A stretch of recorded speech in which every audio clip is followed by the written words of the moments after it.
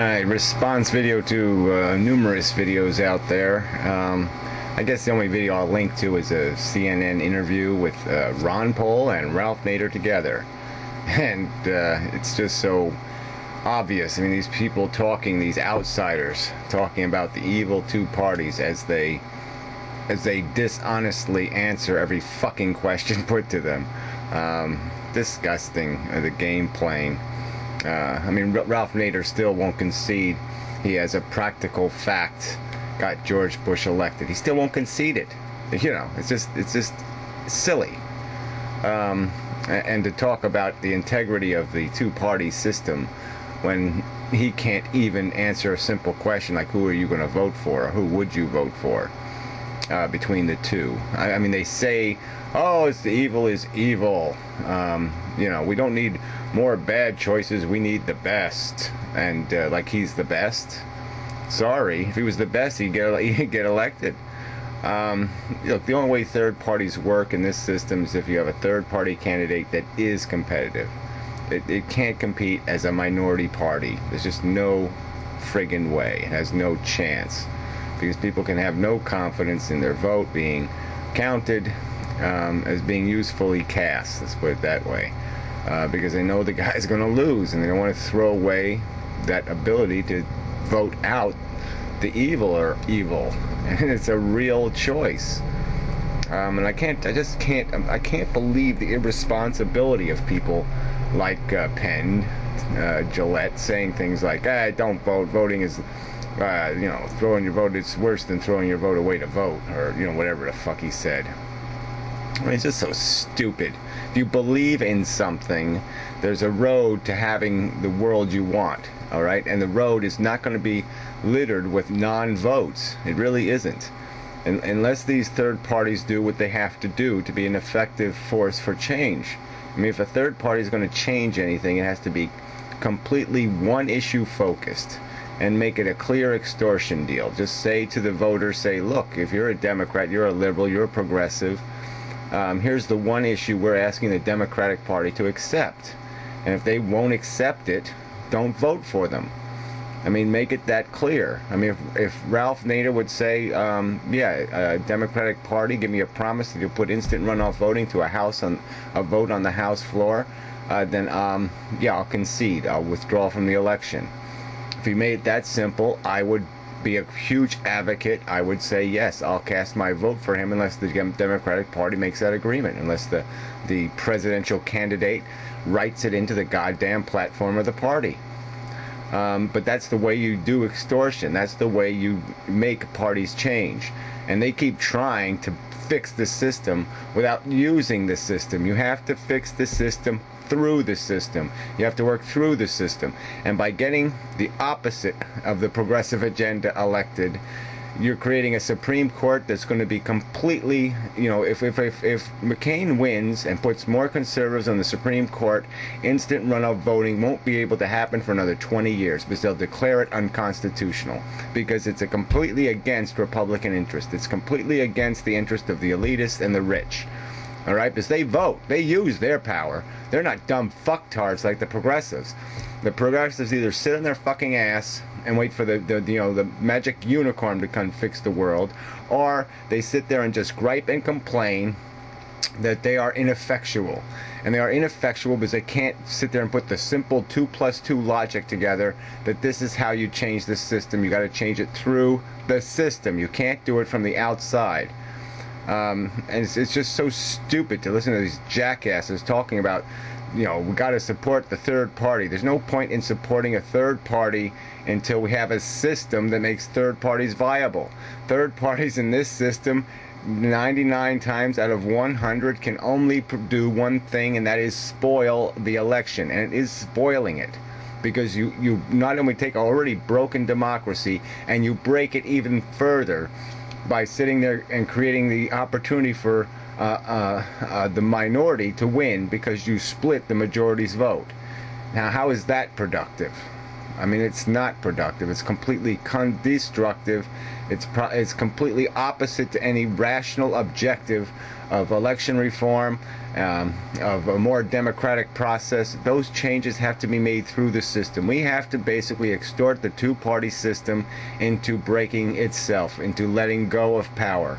And the only way you do that is you have to use effective means. There's certain tools that you have to use. Just like fixing something, you got to use the right tool.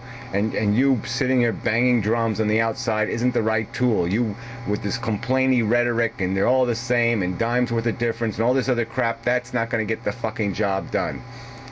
So, I mean, fuck you people. You're just... If you stand for something, if you have any principles at all, you have to have some kind of practical, pragmatic, effective mission. Because if you're doing something that's obviously destructive to your ends, like I said, if you make the problem worse, if you create a bigger mess to clean up, there's a chance you won't be able to clean it up. There's a chance the hole you're poking in the dike is going to get too fucking big to ever fix. And then we're really fucked. You're being so motherfucking irresponsible. It's just so stupid to think that you can do something when there's no evidence of it ever working in the past. There's no evidence where throwing away your vote works. None. Okay, there's every evidence that when you apply it cleverly and with a strategy, that change can happen. And that's the way you've got to do it. You've got to find better people to support, or they have to change their fucking agenda. But, just shouting, I mean, even if you watch the stupid video, even the four proposals, the fascists and the progressives have all agreed that these four things need to change. Of course, they want to change them for entirely different reasons. And it's so stupid, because it's not, fixing it the wrong way isn't going to help you. I mean, yeah, let's get rid of federal deficits by, eliminating all social services, all government.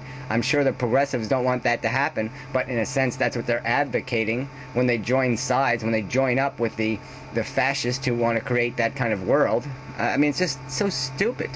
And saying things like, let's get out of Iraq. Yeah, well, you can't just do that. If you do that the wrong way, just like getting into the war for the wrong reason, it's just fucking irresponsible. Because you end up back there in 6 months because Syria and Iran will sit there and fight over the pieces left behind. Something has to replace, something has to fill the vacuum, so to speak, that we created when we, ripped Saddam Hussein's head off. And you can't undo that, so you have to create some kind of solution for those people. And it certainly shouldn't be a solution built on, American expansionism, or whatever we want to call it, or imperialism, or any of that shit. Yeah, put somebody who's trusted in there. The United Nations has worked in the past. There are, as much as Clinton's war was crap and done sloppily, the fucking thing worked. And there's ways to do this intervention thing in a responsible manner. And the fact is, we just haven't done it that way. We're not trying to do it that way. The United Nations will take care of the problem if we're just polite enough to say it's a problem we created. But anyway, repealing the Patriot Act, of course, yeah, let's do that. But it has to happen through the process. I mean, even make that your one position, and extort one of the parties to put that in their platform.